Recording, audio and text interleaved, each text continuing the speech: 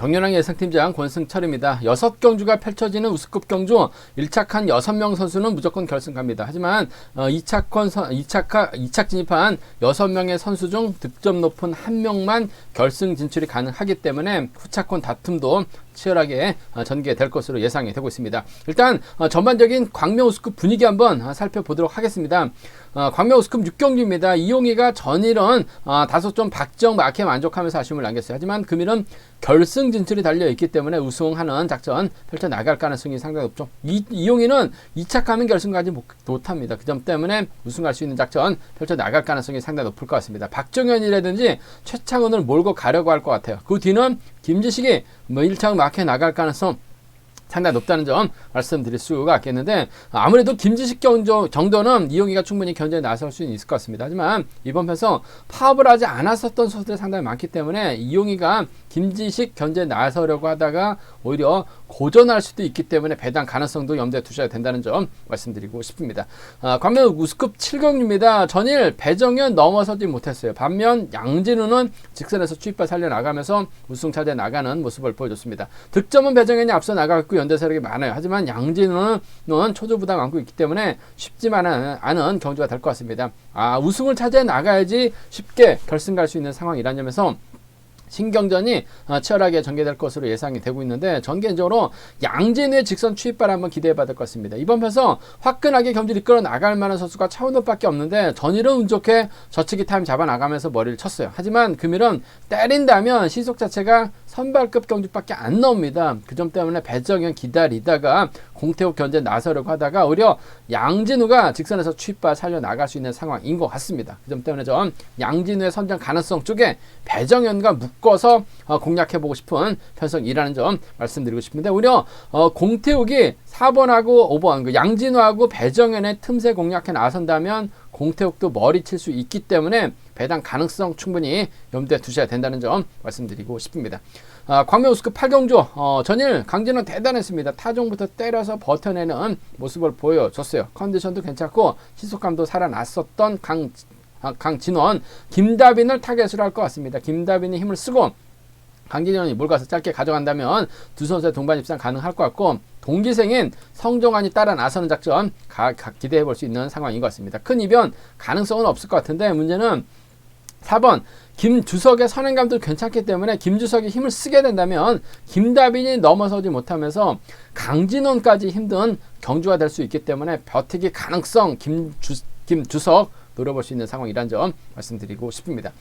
광명 우승급 9경주는 박정희 전일 인정받았기 때문에 유리할 것 같습니다. 금일도 박정희 선행 활약이 나간다면 유리한 입장에서 경주 펼쳐 나갈 수 있을 것 같은데, 원체 부진한 모습을 보여줬었던 박지영 분명 유리한 경주는 맞아요. 하지만 빠질 가능성도 대비해야 된다는 점 말씀드리고 싶습니다. 광명 우승급 10경주 전일 이변의 빌미 제공했었던 이 성광 금일 결승 가야 되기 때문에 집중력 발휘 나갈 가능성이 상당히 높죠. 파업을 했었던 선수들이 많습니다. 파업했었던 선수들의 도움을 받게 된다면 송현이를 몰고 가는 작전 펼쳐 나갈 수 있을 것 같습니다. 그들을 정영규가 막혀 나간다면 이들 안에서 쉽게 마무리가 될 가능성 높다는 점 말씀드릴 수가 있겠고, 광명 우승급 11경주는 이태원 월등한 것 같습니다. 금일도 편성 자체가 여유가 있어요. 혼자 달아날 수 있는 편성, 결국 구미를 누가 막혀 나갈 것이냐 관건인 것 같은데, 김영섭이나 구동훈 이 중에서 김영섭이 아무래도 유리해 보인다는 점 말씀드리고 싶습니다. 그럼 광명 우승급 6경주부터 한번 자세하게 한번 살펴보도록 하겠습니다.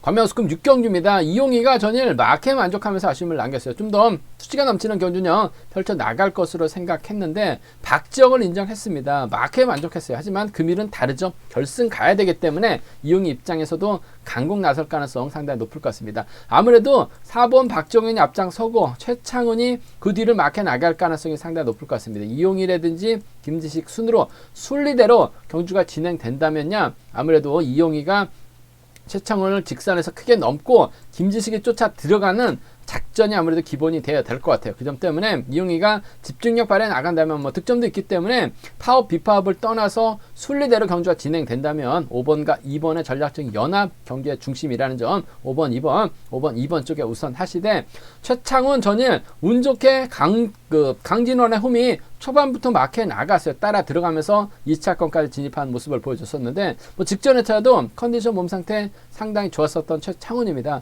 최창훈 힘을 쓰고 이용희가 몰고 가게 된다면 아무래도 수도권 연합이 한 동반 입상으로 마무리가 될 수 있을 것 같아요. 그 점 때문에 5번하고 3번 정도는 충분히 노려볼 수 있는 상황이라는 점 말씀드리고 싶습니다. 5번하고 2번이에요. 5번하고 3번이에요. 두 차권 중에서는 5번과 2번의 전략적인 타협 가능성 기대해 봐야 된다는 점 말씀드릴 수가 있겠고, 항상 이용이 몸 상태가 좋았을 때는 금요 경기 때부터 상당히 좀 의욕적인 모습을 발휘해 나가고 있는데 전일은 너무나 좀 순리대로 경기를 풀어 나가는 모습을 보여줬어요. 그 점 때문에 이번 편성 파업을 했었던 미원팀 선수들, 미원팀, 인천팀 이 연합을 펼쳐 나가게 된다면 이용희가 고전할 가능성도 상당히 높죠. 박정현의 선행을 최창훈이 몰고 가는 겁니다. 이용희가 김지식 견제에 나서려다 가다가 오히려 넘어서지 못할 가능성도 배제할 수 없어요. 그렇게 된다면 제가 봤을 때는 최창훈이 직선에서 추입발 살려나가면서 머리도 칠 수 있을 것 같습니다. 짧게 가져간다면 3번과 4번의 동반 입상, 3번하고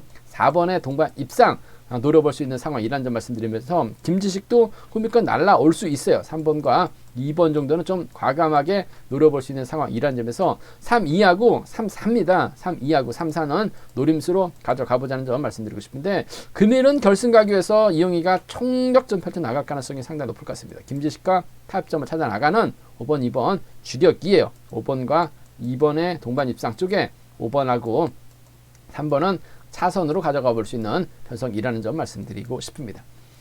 광명 우스컵 7경주입니다. 이번 편성 좀 생각을 많이 해봐야 될 것 같습니다. 배정현도 전일 넘어서지 못하면서 죽을 썼습니다. 분명 득점에서는 앞서 나가고 있어요. 경상권 연대 세력 공태욱이 있습니다. 과거 동창원에서 함께 훈련했었고 21기 동기생이에요. 그 점 때문에 두 선수가 연합을 펼쳐 나간다면 분명 유리한 입장에서 경주를 펼쳐 나갈 수 있을 것 같은데 문제는 차은호가 힘을 쓰는 경주가 될 것 같습니다. 전일 차은호가 운이 좋게 저치기 타임이 잡아 나갔었는데 선행 시속은 다릅니다. 그 점 때문에 배정현 입장에서는 공태국을 뒤에다 달고 차은호를 활용해 나가는 작전으로 경주를 펼쳐 나갈 가능성이 상당히 높을 것 같습니다. 근데 시속 자체가 나오질 않아요. 그 점 때문에 전 양진우가 직선에서 추입발 충분히 나설 수 있다고 봅니다. 양진우도 이런 편성에서는 상당히 좀 강해요. 직선 추입발 살려나갈 수 있는 상황이라는 점에서 전 4번과 5번의 전략적인 연합입니다. 4번하고 5번의 전략적인 연합이에요. 배정현 하는 거 보니까 답답합니다. 양진우가 직선 추입발만 놓고 본다면 더 좋은 것 같습니다. 4번하고 5번의 동반 입상 쪽에 4번하고 5번, 4번과 5번의 동반 입상 쪽에 우선에 봐달라는 말씀 전해드릴 수가 있겠고, 배정현도 머리 치려고 하다가 오히려 넘어서지 못한다면 공태욱이 후미권 막혀 나가는 4번과 2번의 동반 입상 정도는 충분히 노려볼 수 있는, 공략해볼 수 있는 상황, 경주가 되지 않을까 생각해 볼 수가 있습니다. 4번하고 5번 동반 입상 쪽에 우선 하시되 복승은 함께 염두하시되 4번, 2번 차선, 4번, 2번 차선 가져가 볼 수 있는 편성이라는 점 말씀드릴 수가 있겠고, 양진우하고 배정현이 어차피 마크 다툼 펼쳐 나가게 된다면 재미 볼 수 있는 선수는 공태욱인 것 같습니다. 공태욱이 최원호를 활용해 나가는 것 같은데 최원호가 끝까지 버텨내기는 어려울 것 같습니다. 이런 편성에서는 공태욱이 후밀권에서 저치기 타임이 잡아 나갈 수 있어요. 결국 공태욱의 뒤를 마크해 나갈 수 있는 전종원 가능할 것 같습니다. 배정현이 쫓아 들어가는 2번과 3번의 동반 입상, 2번과 4번의 동반 입상은 충분히 과감하게 한번 노려볼 수 있는 상황이라는 점에서 2, 3하고 2호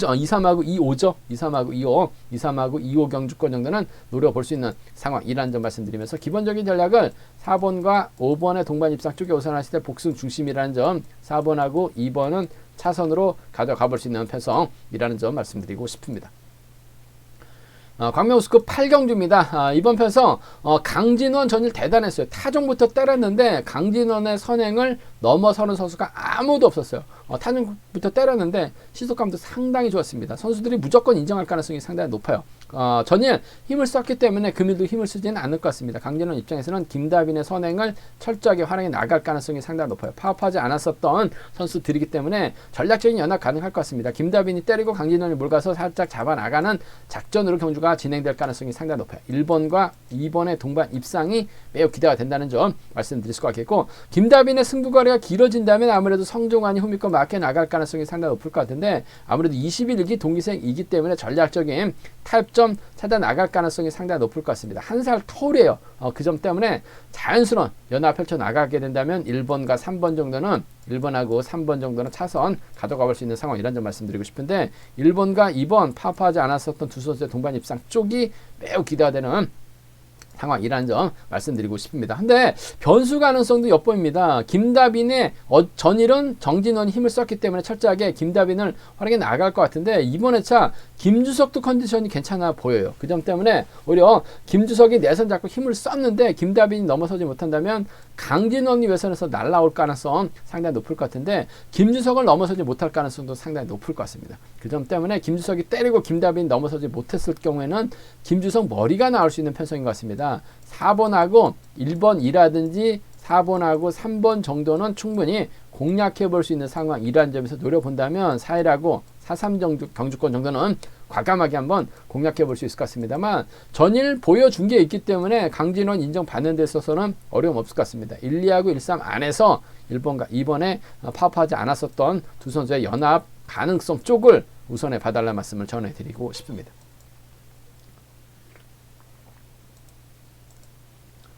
과메오스컵 9경주입니다. 전일 박지영 불안하다 말씀드렸었는데 오히려 선수들이 인정하다 보니까 쉽게 경주를 풀어나가는 모습을 보여줬어요. 금일도 편성 자체는 괜찮습니다.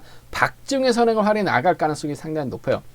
승부를 가면 주전에 나간다면 류성희도 전일 몸 상태가 상당히 무거웠었다는 점에서 박지영을 상대로 넘어서지 못할 가능성이 상당히 높죠. 박지영이 때립니다. 박지영이 몰고 가요. 류성희가 마크에 나간다면 이번 편성 박지영의 선행감 여부에 따라서 박지영의 작전 달라질 수 있을 것 같은데, 아무래도 류성희와 전략적인 타협점을 찾아 나가는 것이 먼저인 것 같습니다. 5번하고 7번입니다. 5번하고 7번. 5번하고 7번의 동반 입상 쪽에 5번하고 7번 동반 입상 쪽에 우선에 봐달라는 말씀을 전해드릴 수가 있겠고, 박지영 입장에서는 아무래도 박지영의 선행을 적극 활용해 나갈 가능성이 상당히 높아요. 시속감만 좋다면 아무래도 계양과 부천입니다. 광명에서 훈련하면서 자주 얼굴 보고 있는 선수들이기 때문에 5번이 3번을 활용해 나가면서 지켜준다면 5번과 3번 정도는 5번하고 3번 정도는 충분히 노려볼 수 있는 상황이란 점 말씀드리고 싶습니다. 5번하고 7번입니다. 5번하고 3번이에요. 두 차권 중에서는 5번과 7번 쪽에 5번하고 7번 쪽에 이번 편성 우선에 봐달라는 말씀 전해드릴 수가 있겠고,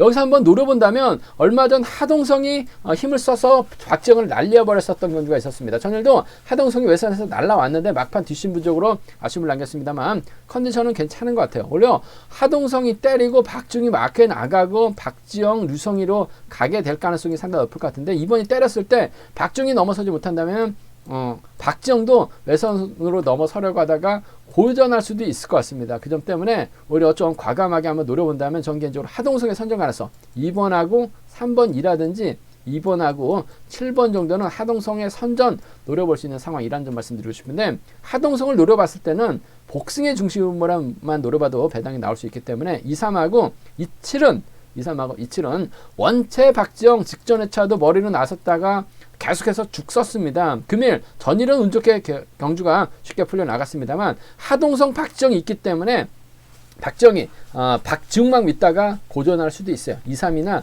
2, 7은 노림수로 가져가 볼 수 있다는 점 말씀드리고 싶은데, 경제 중심은 전일 인정받았기 때문에 금일도 편성이 쉬워요. 5번, 7번, 5번, 3번 안에서 해당 나올 가능성이 높지 않을까 생각해 볼 수가 있습니다.